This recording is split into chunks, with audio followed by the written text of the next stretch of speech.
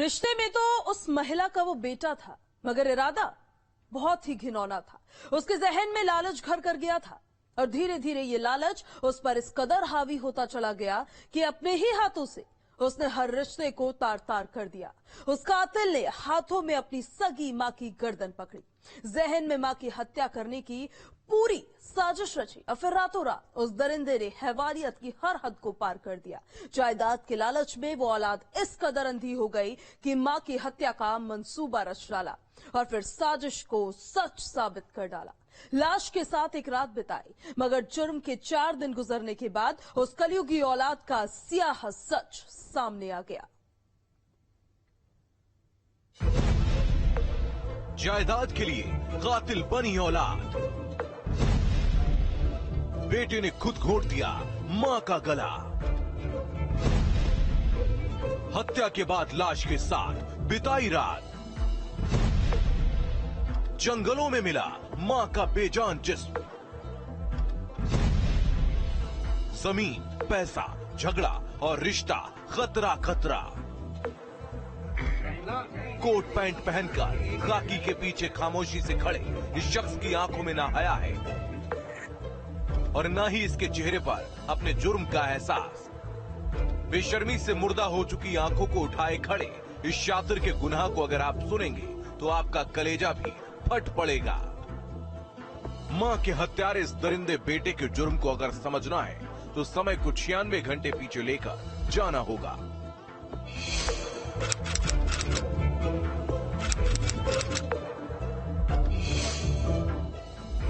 हत्याकांड की उस वारदात की पटकथा लिखी गई थी 11 और 12 नवंबर की उस दरमियानी रात को, जब रातों रात एक बुजुर्ग महिला की गला दबाकर हत्या हो गई।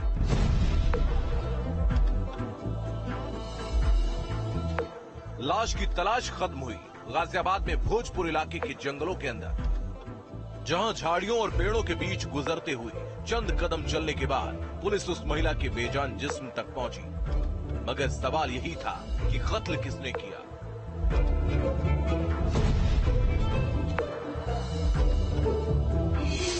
दो दिन पहले सुबह लगभग 10 बजे एक जानकारी प्राप्त हुई थी कि थाना भोजपुर क्षेत्र के जंगलों में एक महिला का शव, जिनकी उम्र लगभग 65 वर्ष है, मिला है और उनके परिजनों ने वो शव वहां पर ढूंढा था। तो उस पर तत्काल मौका मुआयना किया गया और आवश्यक दिशा निर्देश सभी और टीमें लगाई गई उस कार्य में। कातिल की तलाश में पुलिस के कदम जैसे जैसे आगे बढ़ रहे थे, शक की सुई धीरे धीरे मृतक के बेटे की तरफ घूमती जा रही थी। सामने आता है कि कत्ल के चंद रोज पहले भी मां के साथ बेटे का झगड़ा हुआ, मगर 11 नवंबर की रात मां ने अपनी जायदाद को लेकर एक बड़ा फैसला लिया।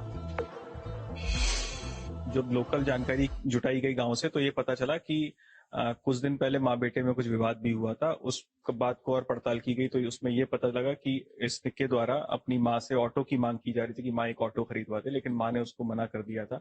इस कारण से उसने माँ के साथ अपनी मारपीट की थी 10-12 दिन पहले। फिर उसी पर हम लोगों ने उस लाइन पर और आगे जब काम किया तो उसमें ये पता लगा कि जिस दिन घटना हुई थी उसी दिन मृतका की बेटी भी यहाँ पर आई हुई थी और मृतका ने अपनी बेटी को जो भी संपत्ति है वो देने के लिए बोल दिया था, जिस कारण से बेटा नाराज हो गया था। मृतक ने अपनी जायदाद अपनी बेटी के नाम करने का फैसला कर लिया था। इस बात की भनक कातिल को पहले ही लग चुकी थी। फिर मां के फैसले पर आरोपी आग बबूला हो गया,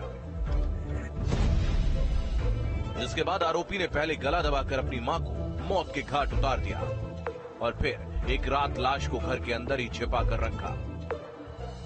अगले दिन खामोशी से भोजपुर के जंगलों की तरफ लाश को लेकर गया और मौका पाकर शव को जंगलों के बीच फेंक आया। फिर पुलिस को गुमराह करने के लिए हत्या का आरोप अपने पड़ोसियों पर लगा दिया। बेटी के जाने के बाद इनकी वहां पर हत्या कर दी और हत्या के बाद शव को वहीं पर घर में छुपा लिया और रात में अंधेरा होने पर शव को जाके इन्होंने डिस्पोज कर दिया। बाकी इन लोग के द्वारा, परिजनों के द्वारा जो तहरीर दी गई थी वो अपने ही पड़ोसियों के विरुद्ध दी गई थी।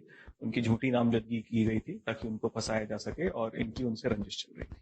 तो इसमें लड़के को गिरफ्तार कर लिया गया।